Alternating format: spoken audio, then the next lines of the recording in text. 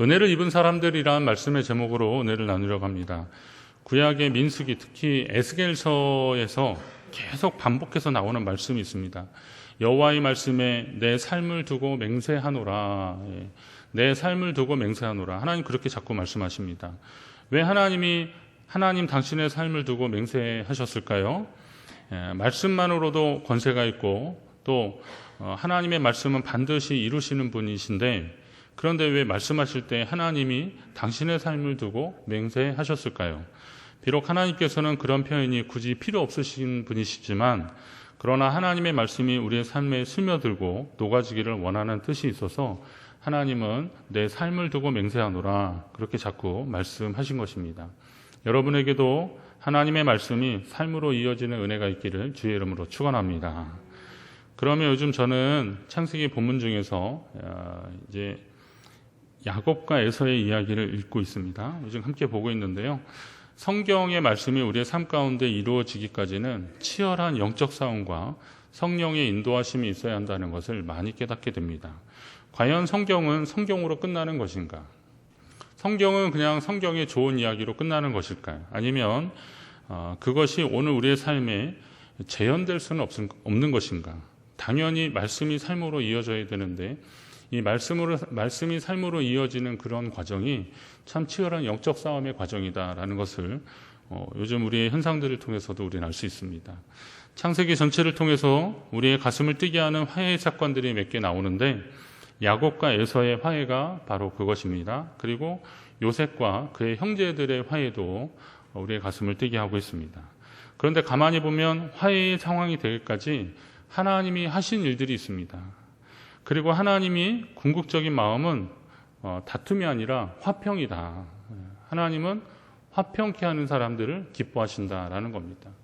예수님 그 팔복 중에서도 화평케 하는 자는 하나님의 아들이라 일컬음을 받을 것이다, 이렇게 말씀하셨습니다. 하나님은 다툼이 아니라 화해를 원하시는데, 그럼 오늘 하나님의 은혜를 입은 자들 가운데 일어나는 화해의 역사를 통해서, 그 말씀을 통해서 우리가 함께 보면서 우리의 생애 가운데 이와 같은 화해의 역사가 계속 일어나기를 함께 기도하는 시간이 되시기를 간절히 바랍니다. 우선 야곱이 에서를 만났습니다. 에서와 야곱이 만났습니다. 창세기 32장 초반 같은 분위기라면 야곱이 도망을 가도 벌써 도망갔을 텐데, 야복나루에서 하나님을 만나서 그 자신의 영적 문제가 해결되고 하나님을 힘입어서 승리하는 자라는 이름, 이스라엘이라는 이름을 얻은 후에는 야곱이 용기를 얻습니다. 그래서 형 에서 만나기를 주저하지 않습니다.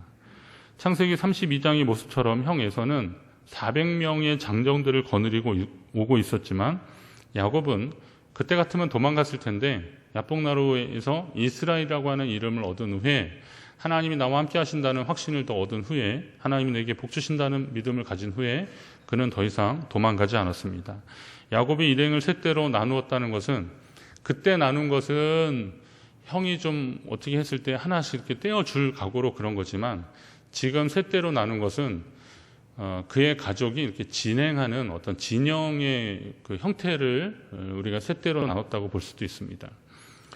그리고 오늘 여기 본문 3절에서 보면 야곱이 형 에서에게 7번 땅에 굽혀서 그에게 가까이 갔다 그랬습니다. 7번 땅에 굽혔다 그랬습니다. 굽히며에 해당하는 쉐하라는 히브리어 단어는 엎드리다, 절하다라는 뜻입니다. 이는 머리를 숙여서 그냥 인사하는 정도가 아니라 이 머리가 땅에 닿을 정도까지 완전히 굽혀 절하는 것을 의미합니다. 야곱이 이렇게 한 것은 권위에 대한 복종의 인사라기보다는, 그러니까 형의 권위를 그리고 형에게 복종하는 그런 인사라기보다는 과거 야곱이 형 에서의 장자권을 가르쳤던 그런 잘못에 대해서 진심으로 용서를 구하고 그리고 화해를 청하는 뜻이 있습니다. 브엘세바 할 때 세바가 7번이라 그랬잖아요. 근데 7번이라고 하는 숫자, 7번 굽혔다 그랬는데, 이것은 고대 근동 사람들에게 있어서는 절차상 그 완전함을 의미하는 겁니다. 그래서 야곱은 형 에서에게 자신이 할 수 있는 최대한의 용서를 구하는 마음으로 존경과 예의를 갖추었음을 그 상황을 통해서 우리는 알 수 있습니다. 그러자 형 에서의 반응이 참 놀랍습니다. 4절에 보니까 에서가 달려와서 그를 맞이하여 안고 목을 어금맞히고 그 그와 입맞추고 서로 우니라 이렇게 표현했습니다. 근데 이게 왜 그랬는지 설명도 없습니다. 그동안 형 에서가 자기를 대적하러 오는 줄 알고 바짝 긴장했던 야곱도 이 형의 이 의외의 반응에 뭐 좀 살짝 놀란 거죠. 자, 하나님이 외삼촌 라반에게 하신 것처럼 그에게 선악간에 말하지 말라 이렇게 꿈에 나타나서 에서에게 말씀하셨다는 기록도 없습니다. 그럼 이게 어떻게 된 일입니까? 상황을 분석해 보면 먼저 외삼촌 라반과의 관계에서 야곱이 잘못한 일은 사실 별로 없습니다. 야곱이 고백한 것처럼 외삼촌의 양이나 염소를 훔치지 않았고 더위나 추위를 무릅쓰고 성실하게 가축을 돌봐줬습니다. 다만 말하지 않고 그 집을 나온 것이 좀 미안하긴 하지만 그러나 그간 외삼촌이 야곱에게 한 것을 보면 야곱이 가겠다고 할 때 순순히 그를 내줄 리가 없었고 그래서 그는 말하지 않고 집을 떠나오는 선택을 했던 것입니다. 자, 그러면 오늘 여기에서는 좀 다른 부분이죠. 야곱으로서는 그러니까 그 당시로서는 크게 잘못한 일이 없는 거예요. 외삼촌 라반의 집에서는 그가 크게 잘못한 일이 없었던 겁니다. 그러니 하나님이 적극적으로 라반의 꿈에라도 개입하셔서 그에게 선악간에 말하지 말라라고 말씀하신 겁니다.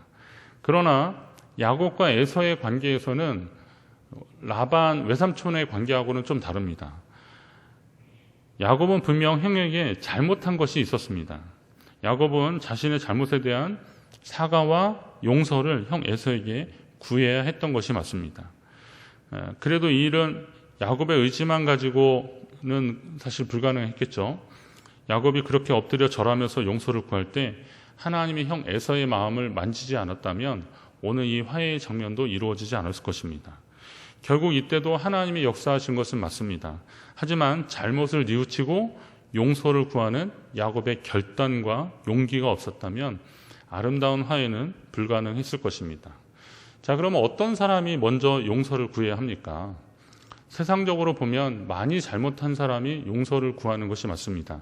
그렇지만 믿음의 관점에서 보면 더 큰 은혜를 경험한 사람이 용서를 구하며 용기를 내야 하는 것이 맞습니다. 그래서 용서는 믿음이다라는 그런 말도 있습니다. 한번 따라하겠습니다. 용서는 믿음이다. 용서를 하는 것도 있고 용서를 구하는 것도 있는데 용서를 하든 용서를 구하든 믿음이 있어야 이게 가능하다는 겁니다. 여러분이 용기 있는 믿음의 사람들이 되시기를 간절히 바랍니다. 은혜를 입은 사람들, 에서에게 지난 20년 동안 자신의 장작관을 가로챈 동생 야곱에 대한 분노가 왜 없었겠습니까? 야곱이 바단 아람에서 돌아온다는 소식을 듣고 많은 장정을 데리고 그를 맞으러 나갔습니다. 이게 그를 환영하기 위해서 그렇게 한 것은 결코 아니었습니다. 그런데 야곱의 진정한 사과와 화해의 요청에 에서의 마음이 녹아든 것입니다. 그를 맞이하여서 얼싸안고 울고 말았습니다. 원어적으로 보면 달려가서 얼싸안고 입을 맞추는 행동은 동사에 있어서 단수형이었습니다. 단수. 그러니까 달려가서 그를 막 얼싸안고 입을 맞추고 그런 건 단수였는데 에서가 그랬다는 겁니다. 솔직히 야곱이 먼저 뭐 형한테 그렇게 할 수는 없었잖아요. 근데 형에게 할 수 있었던 것은 진정성을 담은 용서를 구하는, 그래서 땅에 머리가 닿도록 엎드리는 그런 일들이었는데 그렇게 하니까 형이 야곱에게 달려와서 그를 얼싸안고 그리고 입을 맞추고 그리고 나서 그들이 함께 울었습니다. 이 울다라는 단어는 복수형으로 쓰는 겁니다. 그러니까 앞에 거는 에서가 혼자 그런 건데 나중에 함께 우는 겁니다. 우는 것은 복수형의 단어를 썼습니다. 자, 형 에서가 달려와서 얼싸안고 우니까 야곱도 그제야 긴장이 풀리고 형이 자신을 받아주는 것으로 여겨서 함께 울었던 것입니다. 이 감격적인 화해의 순간입니다. 여러분의 생애 가운데 이런 감동적인 장면이 얼마나 있습니까? 우리 그 로고스 카페에 가면 렘브란트의 그림, 그 돌아온 탕자 그림 있는데요. 우리 그런 그림만 가지고, 그러니까 그런 감격적인 장면은 명화에서나 있는 그런 일들이겠습니까? 오늘 우리의 삶 가운데 이런 진정한 화해와 용서의 마음들이, 그런 사건들이 계속 일어나기를 주의 이름으로 축원합니다. 그렇게 한참 울고 나서 다시 야곱 주변을 둘러보니까 에서가 보니까 낯선 사람들이 있었어요. 당연히 낯선 거죠. 20년 만에 혼자 그 요단을 건너갔던 야곱이 그 많은 식구들을 데리고 왔으니까 낯선 사람들이죠. 그래서 궁금하기도 하고 또 인사도 하고 싶어서 이 사람들이 누구냐라고 물었더니 야곱이 말하는 겁니다. 하나님이 주의 종에게 은혜로 주신 자식들이니이다. 그렇게 말합니다. 하나님이 주의 종에게 은혜로 주신 자식들이다. 이 대목이 야곱의 신앙 인생관을 설명하고 있습니다. 보통 때 야곱 같았으면 제가 20년 동안 외삼촌의 집에서 죽을 고생하면서 얻은 제 자식들입니다. 이렇게 말했던 것이 이전에 야곱이란 이름을 쓴 사람이 했던 말일 것입니다. 그런데 오늘 야곱은 그렇게 표현하지 않습니다. 제가 열심히 수고하고 또 외삼촌 집에서 그 고생을 하고 얻은 자식들이다, 식구들이다, 내 하인들이다 이렇게 말하지 않고요. 다 뭐라 그래요? 하나님이 주의 종에게 은혜로 주신 자식들이다 라고 그렇게 대답했습니다. 지금 자기 앞에 있는 자녀들은 다 하나님의 은혜다. 내가 잘해서 얻은 것이 아니라 하나님이 은혜로 주신 이들이다 라는 것을 그는 그렇게 표현했던 것입니다. 우리 인생은 모두 주님의 은혜라는 사실을 여러분도 기억하시기 바랍니다. 주님의 은혜입니다. 주님의 은혜라고 할 때 어떠한 보상으로 주어진 것이 아니라 아무 조건 없이 우리를 불쌍히 여겨서 그래서 하나님이 우리에게 허락해 주신 것이라는 그런 의미가 있습니다. 그렇기 때문에 야곱은 하나님께 받은 은혜를 형 에서와 함께 나누고 싶었습니다. 물론 사죄와 화해의 의미도 있었지만 야곱은 이걸 함께 나눠주고 싶었습니다. 그래서 그걸 형에게 이렇게 드리니까 거기에 에서가 야곱에게 지금 자신 앞에 있는 많은 때 가축과 노비, 이건 다 뭐냐 무슨 까닭이냐고 묻자 야곱이 그러는 거죠. 내 주께 은혜를 입으려 함이니이다 이렇게 얘기합니다. 그러자 에서가 내 동생아 내게 있는 것이 족하니 내 소유는 그냥 내게 두라라고 또 그렇게 답합니다. 예전에 그 형님 먼저 아우 먼저 뭐 그런 거 있잖아요. 그래서 형님 집이 좀 어려우니까 동생이 밤에 볕단을 이렇게 막 갖다 놓은 거예요. 그러니까 형이 또 동생 내내 뭐 먹고 사나 그래서 또 밤에 또 볕단을 갖다 놓는 거예요. 그러다가 그냥 껌껌한 달빛 밑에서 둘이 딱 마주쳤을 때 그때 그 마음이 어떻겠어요? 저는 이 말씀 읽으면서 그게 생각이 나더라고요. 둘은 뭐 어려워서 그런 건 아닌데 이 동생은 자기가 하나님께 받은 은혜의 산물들을 형님과 함께 나눔으로 인하여서 이건 화해와 용서의 의미도 있지만 형님과 함께 나눔으로 인하여서 그 은혜를 공유하고 싶은 그런 마음이 있었고 또 형 입장에서는 이 동생이 먼 곳 가서 물론 하나님의 은혜라고 자기는 고백했지만 먼 곳에까지 가서 고생하고 얻은 것들을 나는 이미 충분히 있으니까 그거 뭐 내가 가질 건 없다 그러면서 나는 내 소유가 충분하니까 그냥 둬라라고 그렇게 말하는 겁니다. 자, 이게 둘 사이에서 어떤 변화가 일어났는지 어떤 화해가 일어나는지를 간접적으로 알 수 있는 그런 대목입니다. 그러자 이제 야곱이 계속 그러는 거죠. 내가 형님의 눈앞에서 은혜를 입었사오면 이 눈이라는 거는요 사실 그 마음을 보는 거거든요. 그래서 이 히브리적 그 사고에 있어서 내가 형님의 눈앞이라는 것은 형님의 마음에서 이런 말들입니다. 여러분 사람한테 얘기할 때 눈을 보고 얘기하잖아요 보통.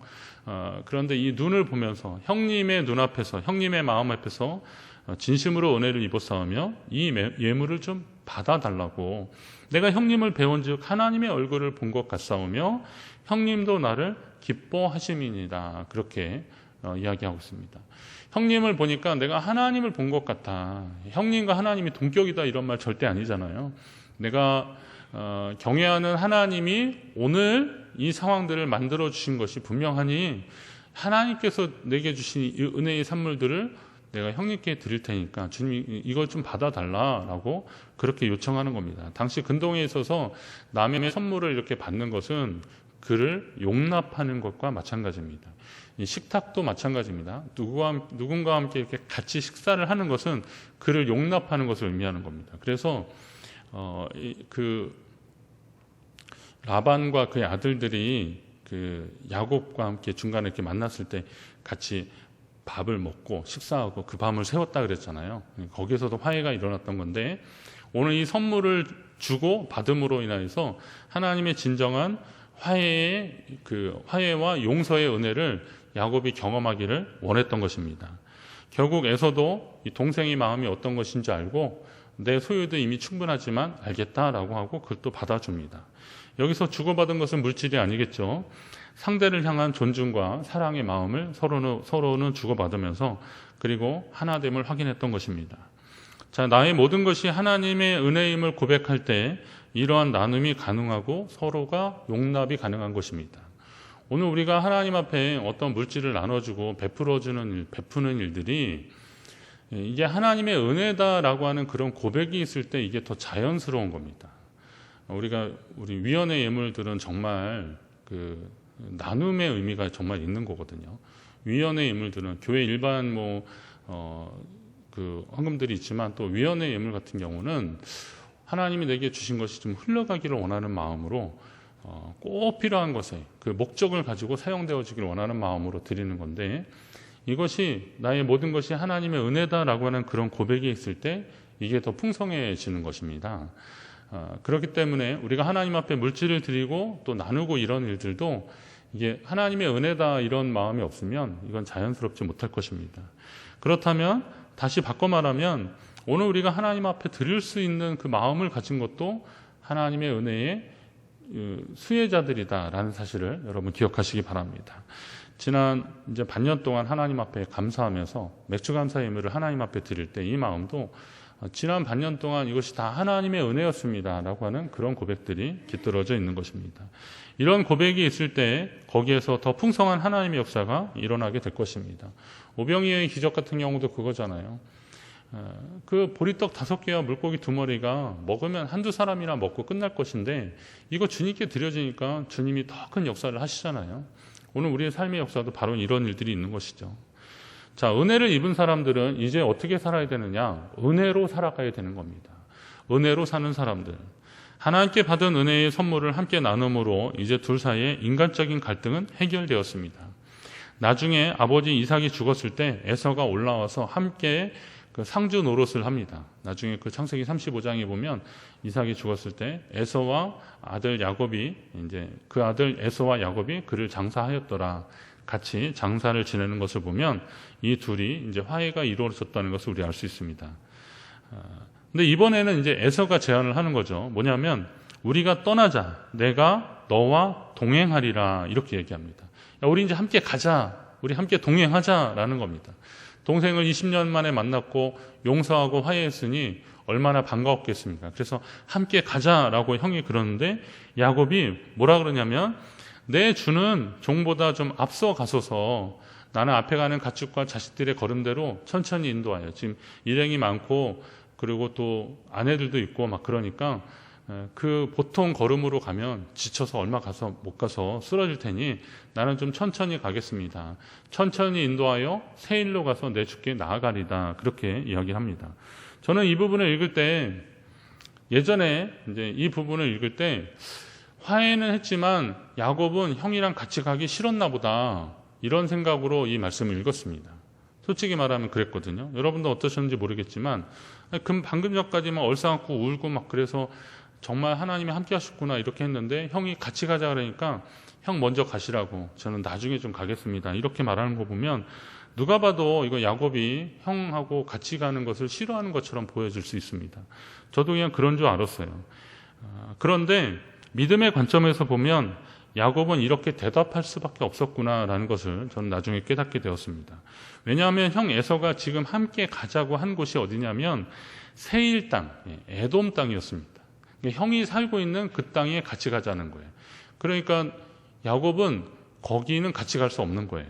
이건 뭐냐면 아무리 형과 화해했다 하더라도 지금 야곱이 자신이 에돔 땅으로 갈 수는 없었다는 거죠. 형이 살고 있는 것은 에돔 땅이었는데 세일 땅이었는데 그 땅으로 같이 갈 수는 없습니다. 그가 처음부터 가려고 했던 곳은 에돔이 아니라 하나님이 약속하신 땅 어디예요? 가나안이었거든요. 그 중에서도 헤브론이나 브엘세바 하나님의 약속이 있는 곳 최소한 그 요단을 건너기 직전에 베델 언약의 돌기둥을 세운 베델로 돌아오면 하나님이 나의 하나님 되신다 그렇게 고백했잖아요. 그러니까 적어도 거기까지는 갔어야 되는데 이렇게 내려오다 보면 길앗이라는 것이 이쪽인데요. 요 길 넘어야 베델로 가는 건데 에돔 땅은 어떻게 내려가냐면 요단 오른쪽으로 해서 밑으로 쭉 내려가는 거거든요. 근데 형은 이미 밑으로 내려가겠다는 건데 야곱은 여기를 건너서 베델 그리고 헤브론, 브엘세바 여기까지는 가야 되는데 이 중간에서 다른 길로 갈 수는 없었던 겁니다. 그래서 형님 먼저 가시라고 그렇게 이야기를 하는 겁니다. 이건 형이 싫어서가 아니라 야곱은 지난 20년 동안 자기가 돌아가야 할 곳이 어떤 것인지를 분명히 알았고 지금까지 그것도 한 번도 바뀌지 않았던 겁니다. 그런데 화해하고 용서했다 하더라도 그 사람에게 맞춰주려고 약속의 땅이 아닌 곳으로 갈 수는 없다는 것이죠. 저는 이 부분에서 야곱이 얼마나 많은 고민을 했을까 말씀을 읽으면서 준비하면서 저도 그런 고민을 한번 해봤습니다. 이제 분위기가 막 좋은데 형이 나 좀 받아줬는데 같이 가자 그러면 못 이기는 척하고 갈 수도 있는데 그러나 야곱은 자기의 길을 바꾸지 않았습니다. 자, 하나님의 은혜를 입은 사람들은 이 땅에서의 형통을 경험하게 될 것입니다. 그러나 한 가지 명심할 것은 세상적인 형통과 믿음의 형통은 분명히 결이 다르다는 겁니다. 관계나 물질의 풍성함이 반드시 믿음의 형통으로 얻은 결과는 아니라는 겁니다. 그럴 수 있어요. 여러분 세상적인 풍성함 있잖아요. 이런 것들은 하나님을 몰라도 이룰 수 있는 것들 참 많이 있습니다. 우리나라의 모기업의 정 회장님이 무슨 하나님을 잘 믿어서 그렇게 물질의 복을 받았겠습니까? 이 회장님이 하나님을 잘 믿었다는 얘기 제가 못 들었습니다. 그런데도 세계적인 갑부가 되었잖아요. 하나님을 몰라도 잘 살 수 있어요. 그리고 이런저런 관계 속에서 사람들에게 좋은 이야기를 들을 수 있습니다. 시편이나 잠언에서 계속 악인의 형통을 부러워하지 말라라고 그렇게 이야기하는 강조하는 이유가 있습니다. 악인의 형통은 잠깐 있다 사라지는 안개 같은 것이기 때문에 그렇습니다. 그러니까 악인의 형통과 믿음의 사람들의 형통하고는 분명히 다른 겁니다. 자, 믿음의 사람들은 하나님이 중심이 되고 기준이 되는 삶을 살아야 하는 것입니다. 그러한 삶은 내 경험이나 지식이 아니라 하나님께 받은 그 언약을 비롯해서 그리고 하나님의 말씀으로 확인된다는 사실을 우리 알아야 됩니다. 오늘 야곱도 그토록 오랫동안 마음의 짐이었던 형 에서와의 관계가 풀어졌지만 형의 모든 요청을 들어주지는 않습니다. 인간적으로 보면 에서 입장에서는 서운할 수도 있습니다.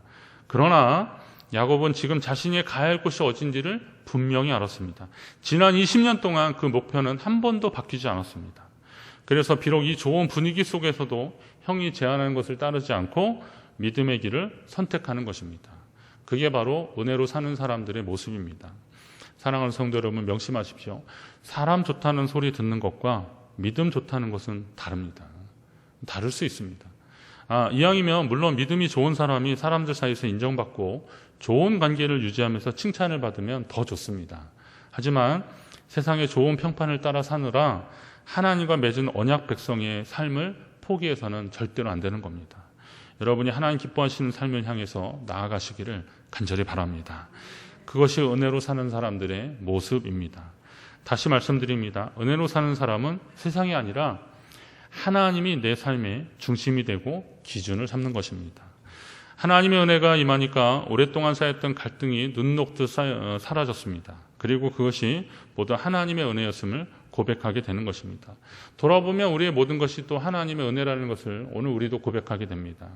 그러면 이제 성도는 그 은혜로 사는 사람들이 되어야 되는 겁니다. 되어야 합니다.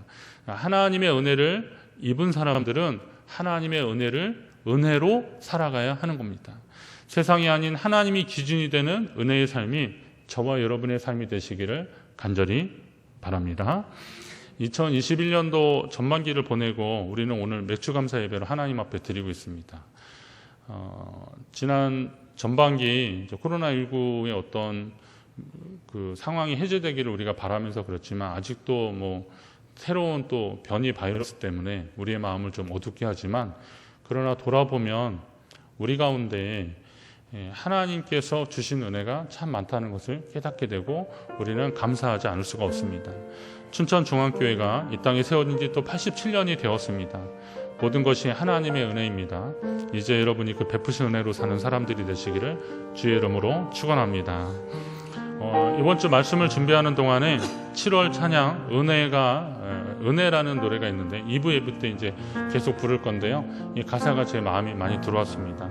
내가 누려왔던 모든 것들이, 내가 지나왔던 모든 순간이, 내가 걸어왔던 모든 순간이 당연한 것 아니라 은혜였소. 이런 찬양인데요. 함께 불렀으면 좋겠습니다.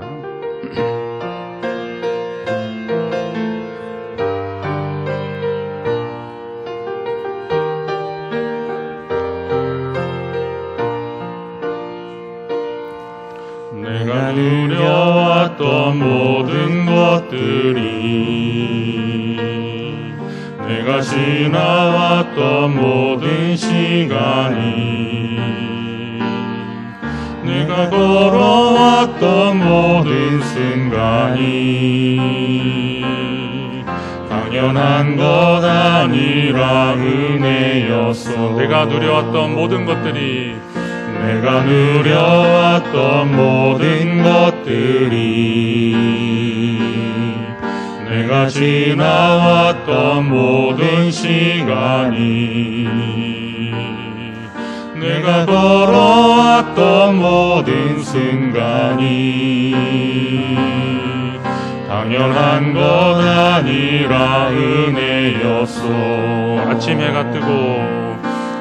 해가 뜨고 저녁에 노을, 봄의 꽃향기와 가을의 열매, 변하는 계절의 모든 순간이 당연한 것 아니라 은혜였소. 모든 것이 은혜,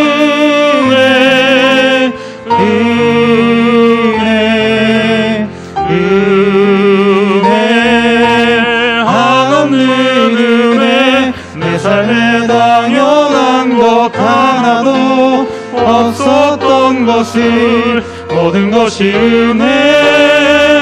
은혜였소. 우리 한번 일어나서 내가 누려왔던 모든 것들이, 내가 지나왔던 모든 시간이, 내가 지나왔던 모든 시간이,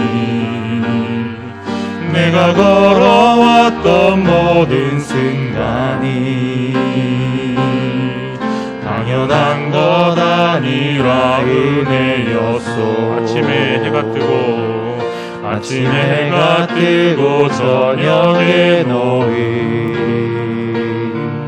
봄의 꽃향기와 가을의 열매, 변하는 계절의 모든 순간이 당연한 것 아니라 은혜였소. 모든 것이 은혜,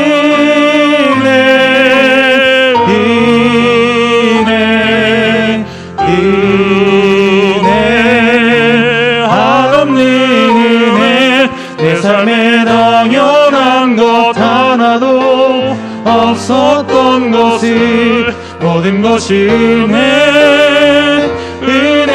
모든 것이 은혜, 모든 것이 은혜,